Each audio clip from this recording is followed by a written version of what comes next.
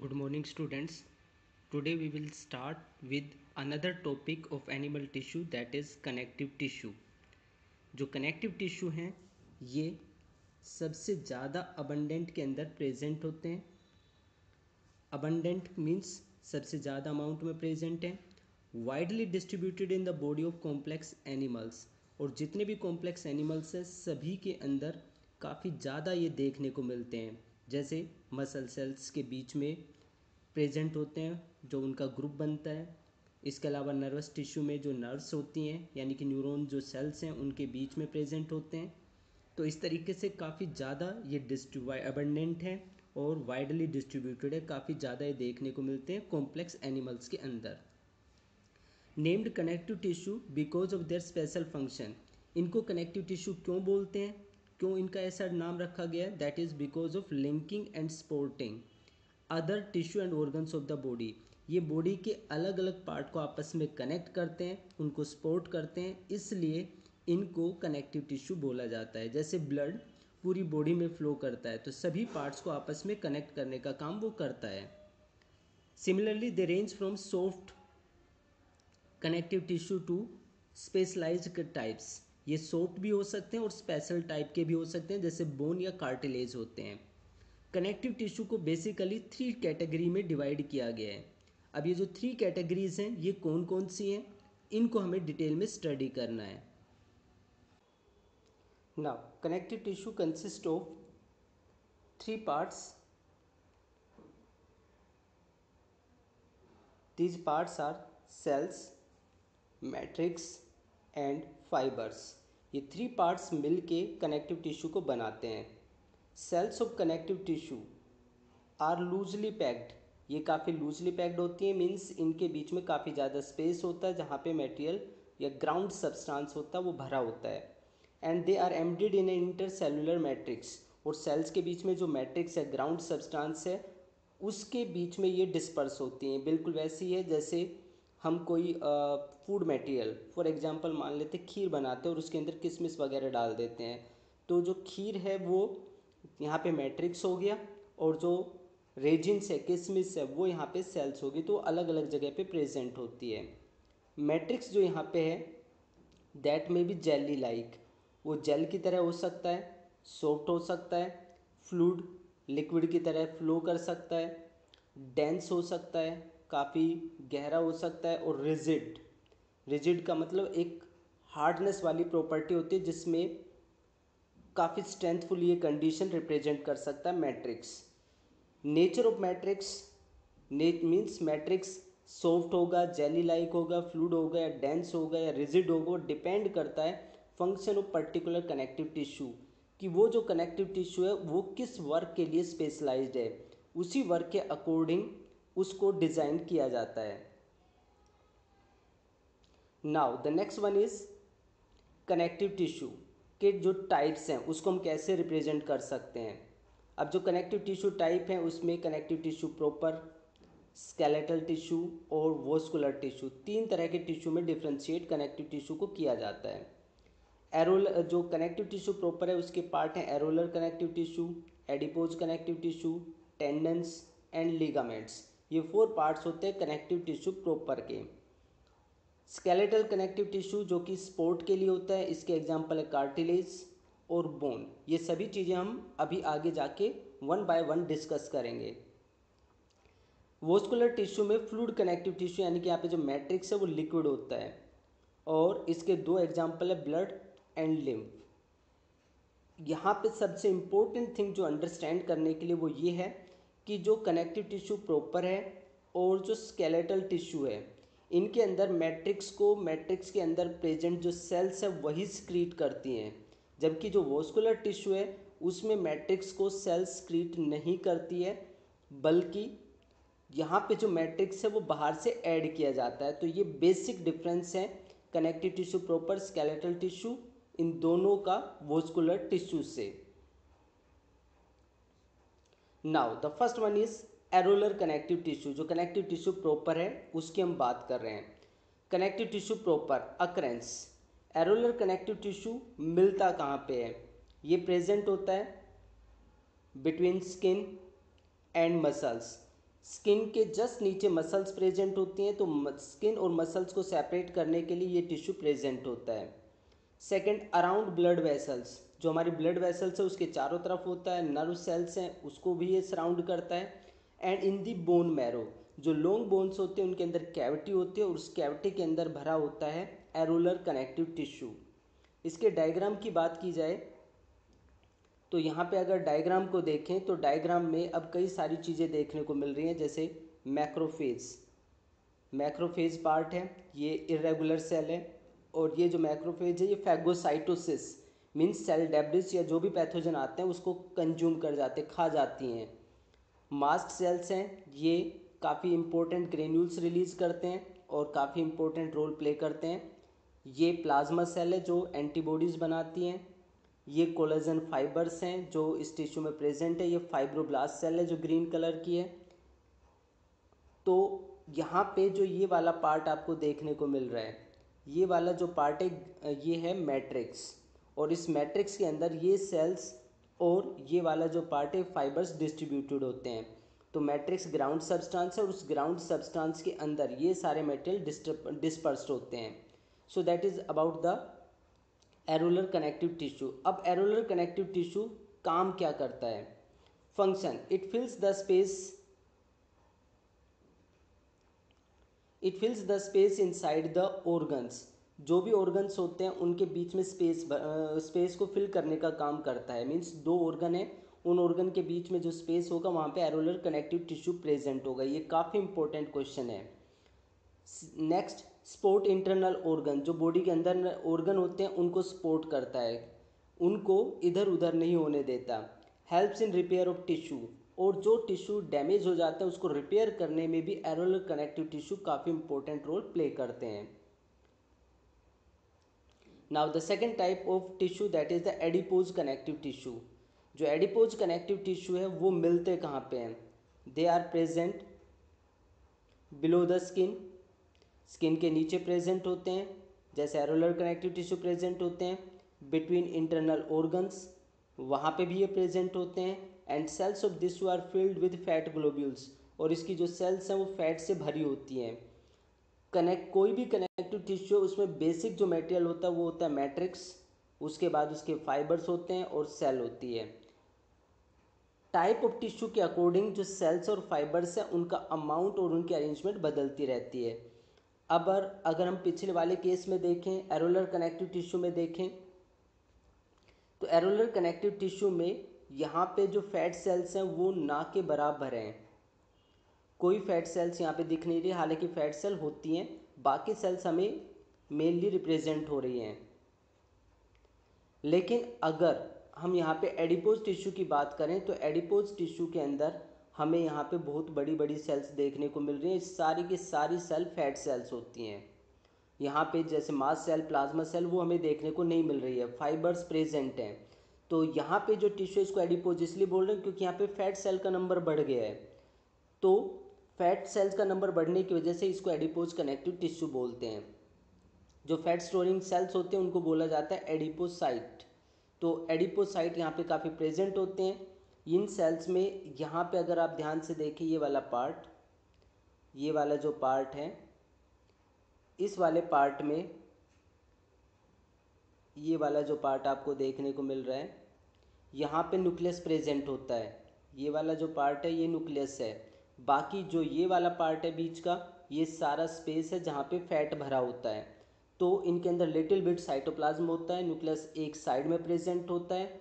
ये जितना फैट आता रहता है उतनी बड़ी ये सेल साइज में होती चली जाती हैं। Function, it acts as an insulator due to storage of fat. जो एडिपोज टिश्यू है वो इंसुलेटर का काम करता है। इंसुलेटर का काम करने की वजह से, यानी कि जो जैसे ठंड से बचाव करने में मदद करता है, बॉडी की हीट को लॉस नहीं होने देता। It rounds off body contour, body contour को मेंटेन करता है। बॉडी कॉन्ट्यूर का मतलब जहाँ जैसे हमारी बॉडी की शेप होती है उसको ये मेंटेन करता है। And provide shape to various body parts, और वेरियस बॉडी पार्ट्स को भी एक particular shape adipose connective tissue की वजह से ही मिलती है। अगर एडिपोज कनेक्टिव टिश्यू नहीं होते तो हमारी बॉडी की शेप बिल्कुल डिफरेंट टाइप की होती। उसके बाद नेक्स्ट टाइप आता है कनेक्टिव टिश्यू प्रॉपर में लिगामेंट। यहाँ पे लिगामेंट जो होता है ये क्या होता है? Ligament it is a cord dense yellow fibrous connective tissue. Cord मतलब रस्सी की तरह होता है, डेंस काफ़ी कॉम्पैक्टली पैक होती हैं सेल्स इसमें, येलो फाइबरस। यहाँ पे अगर ये वाला डायग्राम आप देखते हैं तो ये वाले जो पार्ट हैं ये इसमें फाइबर्स है, येलो फाइबर्स होते हैं, सॉरी ये वाइट फाइबर्स हैं इसमें, और जो ये नेटवर्क बना हुआ है ये नेटवर्क जो होता है येलो फाइबर्स का होता है। तो डेंसली जो फाइबर्स है इसके अंदर पैक हैं और सेल्स इधर उधर प्रेजेंट है यहाँ पे, जैसे एक सेल यहाँ पे प्रेजेंट है, दूसरी सेल ये हो गई, तो इस तरह की सेल्स प्रेजेंट है। जो ये नेटवर्क है इलास्टिक फाइबर का प्रेजेंट है, बंडल वाइट फाइबर्स का है, और साथ में मैट्रिक्स प्रेजेंट है जो ब्लू कलर में है। तो it contain very little matrix, क्योंकि फाइबर्स सेल्स ज़्यादा नंबर में, इसलिए मैट्रिक्स का अमाउंट बहुत ही कम हो जाता है। ये काफ़ी इलास्टिक होता है, इलास्टिक का मतलब जैसे रबर बैंड होता है, खींचने के बाद छोड़ दें तो वापस अपनी शेप को गेन कर लेता है। इट हैज़ कंसिडरेबल स्ट्रेंथ, लेकिन स्ट्रेंथ भी काफ़ी ज़्यादा होती है, बिल्कुल रबर की तरह ही। फंक्शन क्या करता है? It connect two bones to each other. अब यहाँ पे अगर आप देखें तो एक बोन ये है और दूसरी बोन ये वाली है।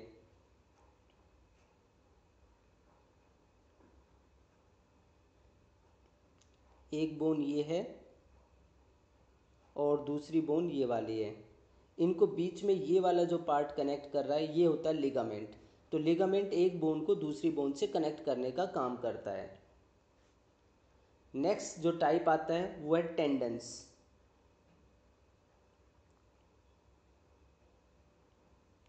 जो टेंडन्स हैं अब वो क्या होते हैं? यहाँ पे अगर टेंडन्स में देखें, it is a small code like dense white fibrous connective tissue. Ligament में येलो फाइब्रस टिश्यू थे, यहाँ पे dense white fibrous connective tissue ज़्यादा होते हैं। तो ये वाला जो पार्ट है ये आपको जो दिख रहा है ये पूरा फाइबर पार्ट है। It has great strength and limited flexibility. इसके अंदर स्ट्रेंथ ज़्यादा होती है और फ्लेक्सिबिलिटी काफ़ी कम होती है। मैट्रिक्स काफ़ी कम होता है, क्योंकि ज़्यादातर मैट्रिक्स में जो पिंक कलर आपको यहाँ पे देखने को मिल रहा है, इस पिंक कलर में ज़्यादातर तो फाइबर्स हैं या फिर ये सेल प्रेजेंट हैं। तो मैट्रिक्स काफ़ी कम प्रेजेंट होता है। फंक्शन क्या करते हैं? Tendons connect bones to muscles. तो ये क्या पार्ट कर रहे हैं? जैसे ये वाला जो पार्ट है, ये वाला जो पार्ट है ये टेंडन है जो मसल्स को बोन के साथ कनेक्ट करने का काम कर रहा है। तो बोन को मसल्स के साथ कनेक्ट करने का जो वाइट पैचेस स्ट्रक्चर है इसको हम बोलते हैं टेंडन्स। तो टेंडन्स मसल्स को बोन से जोड़ता है और लिगामेंट बोन को बोन से जोड़ता है। अब नेक्स्ट टाइप का connective tissue skeletal connective tissue. It is a connective tissue in which matrix is solid. यहाँ पे जो मैट्रिक्स है वो सोलिड होता है। Matrix is solid, matrix solid है। The living cells occur in fluid filled space called lacunae. यहाँ पे कुछ इस तरीके के स्ट्रक्चर बने होते हैं जगह जगह पे, उनके अंदर सेल प्रेजेंट होती है। तो ये वाला जो बाहर का स्ट्रक्चर है ये तो हो गया लैक्यूनी, और जो ये वाला स्ट्रक्चर है ये होती है सेल। तो यहाँ पे सेल्स फ्लूइड फील्ड लैक्यूनी के अंदर प्रेजेंट होती है। This tissue provide support and protection. Support भी बॉडी को ये प्रोवाइड करता है और प्रोटेक्शन भी देता है। And it forms endoskeleton. Body का जो अंदर का स्केलेटन है, जो ढांचा है, वो इसी से बना होता है। स्केलेटल टिश्यू दो तरह के होते हैं, बोन एंड कार्टिलेज। तो अब जैसे ही बोन का नाम आ गया तो आपको पता चल रहा है कि यहाँ पे सपोर्ट के लिए और प्रोटेक्शन के लिए हो गया, बोन्स हमें प्रोवाइड करती है, हमारा स्केलेटन इसी से बना होता है।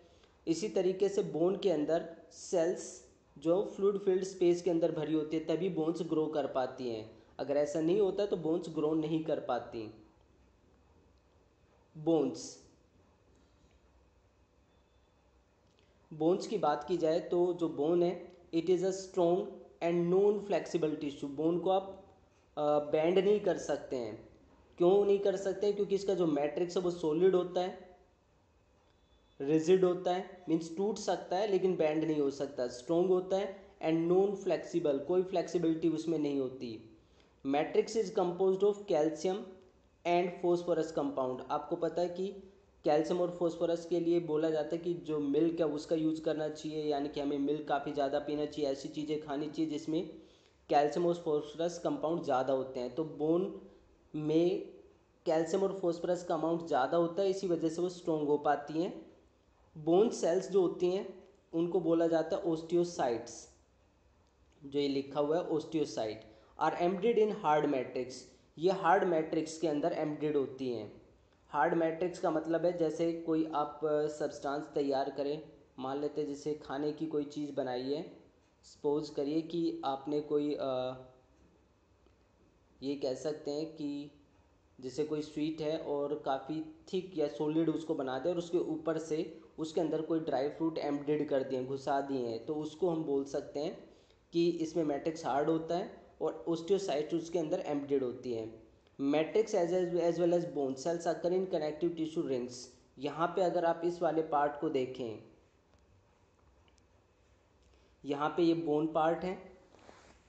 इस बोन पार्ट के अंदर जो सबसे बाहर, जो अगर बोन को हम कट करते हैं तो बोन का जो पार्ट है कुछ इस तरीके से प्रेजेंट होता है।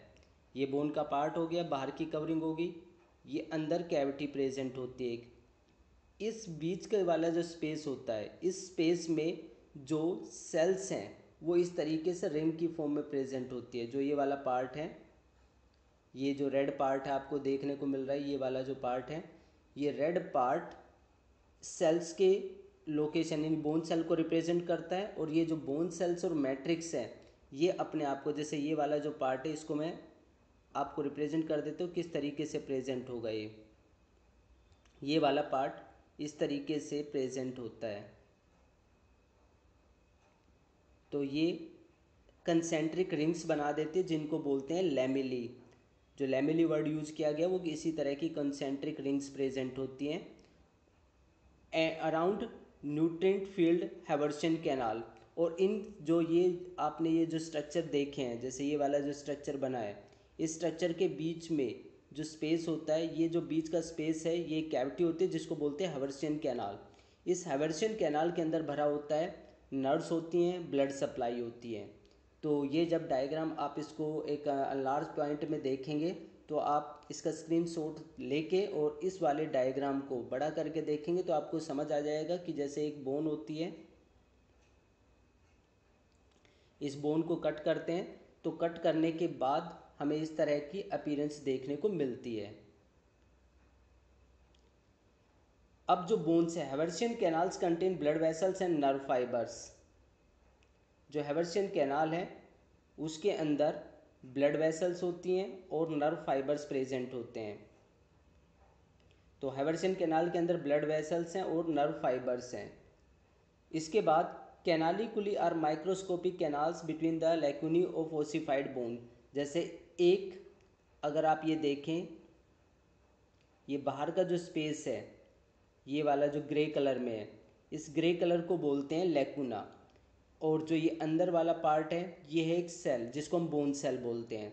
अब एक लैकुना और दूसरा लैकुना ये आपस में यहाँ से कनेक्ट है। जो ये कनेक्टेड पार्ट है इस कनेक्टेड पार्ट को बोलते हैं कैनालिकुली। तो जो कैनालिकुली है वो एक पार्ट को दूसरे पार्ट के साथ कनेक्ट करने का काम करते हैं। Function, it forms the framework that support the body. जो बोन्स हैं वो फ्रेमवर्क बनाती है बॉडी का, जो बॉडी को सपोर्ट करते हैं। So that is about the bones. Now the next one is cartilage. Cartilage ये दूसरा टाइप का स्केलेटल टिश्यू है। इसके अंदर मैट्रिक्स सॉलिड होता है, प्लाएबल मीन्स यहाँ पे थोड़ी फ्लेक्सिबिलिटी होती है, बट रेजिस्ट कंप्रेशन। जैसे आपका ईयर है, ईयर को हम बैंड तो कर सकते हैं लेकिन ऐसा नहीं कि उसको ज़्यादा दबा देंगे तो बिल्कुल पतला लीफ की तरह हो जाएगा, ऐसी कंप्रेसिबिलिटी नहीं होती है। मैट्रिक्स किस चीज़ से बना होता है? यहाँ पे प्रोटीन्स और शुगर से बना होता है। सेल्स इस टिश्यू की जो होती है उनको कॉन्ड्रोसाइट बोलते हैं, जबकि बोन की सेल्स को ओस्टियोसाइट्स बोला गया था। यहाँ पे जो कॉन्ड्रोसाइट्स हैं यानी कि जो कार्टिलेज को बनाने वाली सेल्स है वो भी स्मॉल कैविटीज़ में प्रेजेंट होती हैं within the matrix created by the cells. जैसे वहाँ पे हमने रिप्रेजेंट किया था, इस तरह का स्ट्रक्चर होता है और उसके अंदर सेल प्रेजेंट होते हैं। तो सेम यहाँ पे भी कॉन्ड्रोसाइट ये होती है और बाहर का जो पार्ट है, बाहर का जो पार्ट है वो रिप्रेजेंट करता है उसकी कैविटी को। फंक्शन क्या करता है cartilage? Smooths bone surfaces at joints. मतलब क्या हुआ इसका? एक बोन की ये कवरिंग होगी, दूसरी बोन ये हो गई, तो इनके बीच की सरफेस को ये लाइन करता है ताकि बोन्स एक दूसरे से फ्रिक्शन ना कर पाए। अगर फ्रिक्शन करेंगे तो उससे पेन होगा, इसलिए जो फ्री सरफेस है बोन्स की उसको ये कवर कर देता है।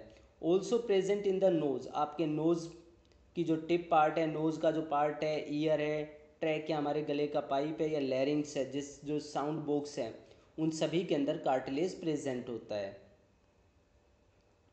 Now the next one is vascular tissue. Vascular tissue, this type of connective tissue is characterized by fluid matrix. ये कनेक्टिव टिश्यू गलत लिख दिया गया है, मैट्रिक्स होता है इसमें।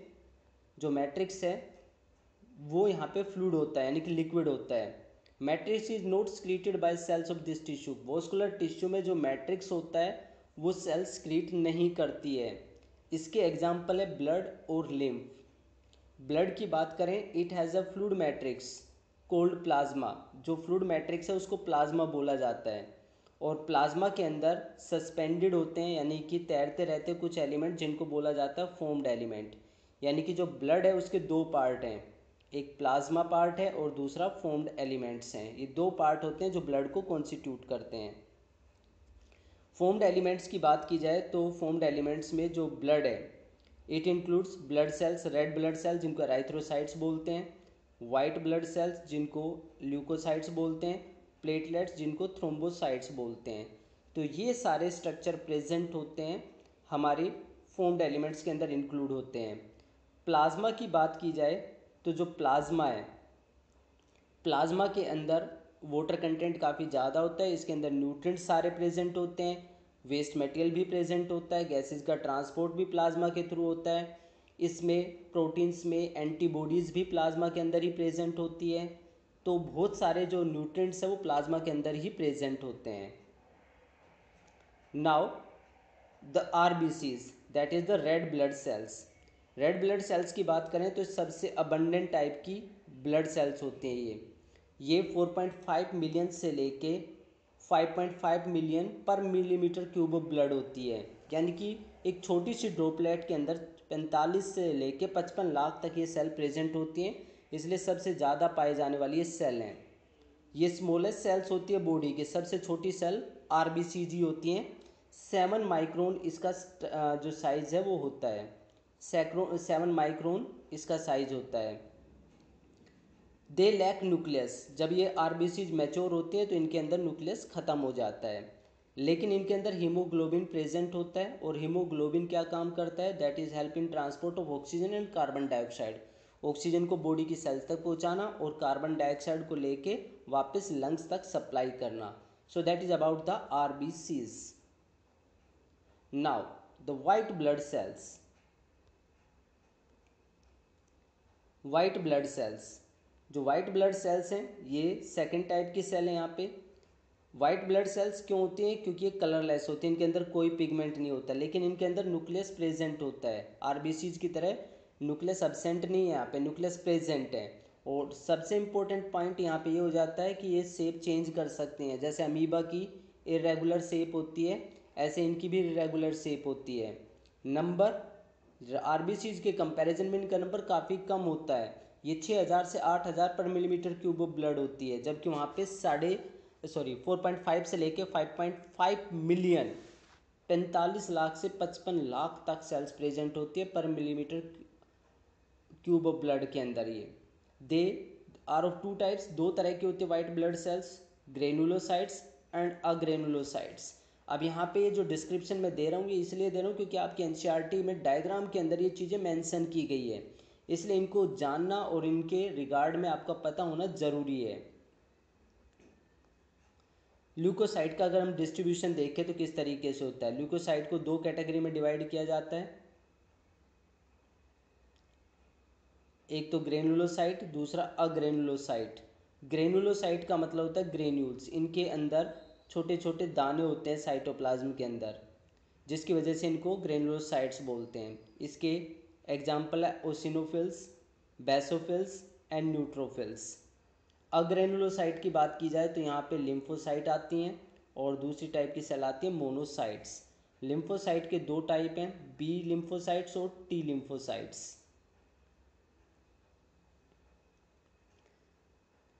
तो सबसे पहले ग्रेनुलोसाइट्स की बात करते हैं। जो ग्रेनुलोसाइट्स हैं दे हैव इरेगुलर न्यूक्लियाई। इनका न्यूक्लियस इरेगुलर टाइप का होता है, कोई उसकी शेप फिक्स नहीं होती है, तो इनका जो न्यूक्लियस है वो इरेगुलर होता है। Have a large number of granules. इनमें काफ़ी ज़्यादा ग्रेन्यूल्स होते हैं, विद स्पेसिफिक स्टेनिंग प्रॉपर्टीज़, और ये अलग अलग तरह की डाई के साथ स्टेन होते हैं। ग्रेनुलोसाइट्स के टाइप हैं न्यूट्रोफिल्स, रेस्पॉन्सिबल फॉर फैगोसाइटोसिस। जो भी माइक्रो बॉडी के अंदर एंटर करता है उसको ये खा जाती हैं, उसको ये डैमेज कर देती हैं। बेसोफिल सेल्स प्रेजेंट होती हैं, ये कुछ केमिकल रिलीज करती हैं जैसे लाइक हिस्टामिन। हिस्टामिन जो रिलीज होता है वो ब्लड कैपिलरीज को वाइड कर देता है। हिपेरिन ब्लड को क्लोट होने से रोकते हैं, और सेरोटोनिन जो होता है वो कुछ जगह पे ब्लड कैपिलरीज को काफ़ी नैरो बना देता है। तो ये केमिकल बेसोफिल सेल से रिलीज होते हैं। ओसिनोफिल जो सेल्स हैं दे रेजिस्ट इन्फेक्शंस।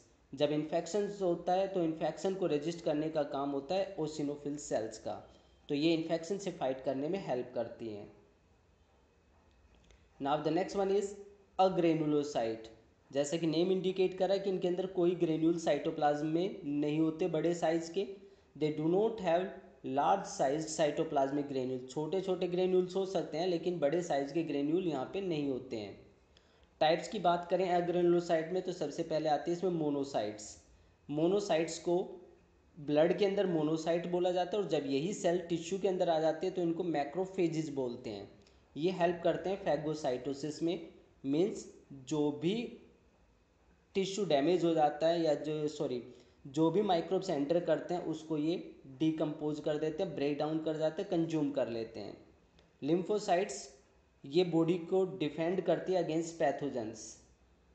यहाँ पे पैथोजन की स्पेलिंग PATHO होता है, पैथोजेंस। लिम्फोसाइट्स किस तरीके से ये काम करते हैं तो ये दो तरह के होते हैं, बी और T lymphocytes. B lymphocyte antibodies बनाती हैं और एंटीबॉडीज़ जाके पैथोजन को किल करने में हेल्प करते हैं, और टी लिम्फोसाइट डायरेक्टली जाके पैथोजन को किल कर देती हैं। Now the functions of blood. जो ब्लड है वो हमारी बॉडी के अंदर क्या काम करता है। फंक्शंस की बात करें तो responsible for transport of nutrients. जितना भी न्यूट्रिएंट है वो ब्लड के प्लाज्मा पार्ट में प्रेजेंट होता है, तो न्यूट्रिएंट के ट्रांसपोर्ट में ब्लड का इंपॉर्टेंट रोल होता है। Next, help in removal of metabolic waste.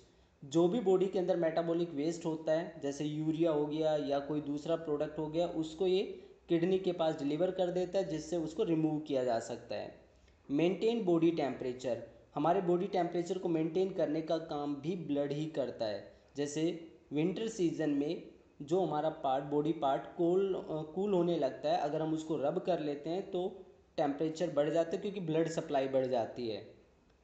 इसके अलावा इट हेल्प इन डिफेंस, क्योंकि ब्लड सेल्स जो ब्लड है उसके अंदर WBCs प्रेजेंट होती है और ये डिफेंस का काम करते हैं। एंटीबॉडीज़ भी ब्लड के अंदर ही प्रेजेंट होती है। तो ये कुछ फंक्शन है, लिस्ट बहुत बड़ी है लेकिन आपको कम से कम ये फंक्शन पता होना ज़रूरी है। Now the last that is the lymph part.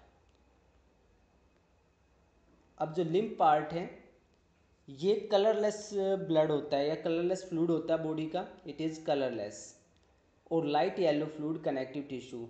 Actual में क्या होता है, जो ब्लड है उसके फिल्ट्रेशन से बनता है। ब्लड जैसे चाय को छान देते हैं तो उसमें जो अदरक है, चाय पत्ती है, वो सारी ऊपर रह जाती है। ऐसे ही ब्लड को फिल्टर करें तो उसमें से RBCs और रेड ब्लड सेल्स और ब्लड प्लेटलेट्स वो तो उछलनी पे रह जाती हैं, और बाकी जो लिक्विड पार्ट है वो सारा कहाँ पे आ जाता है, नीचे आ जाता है।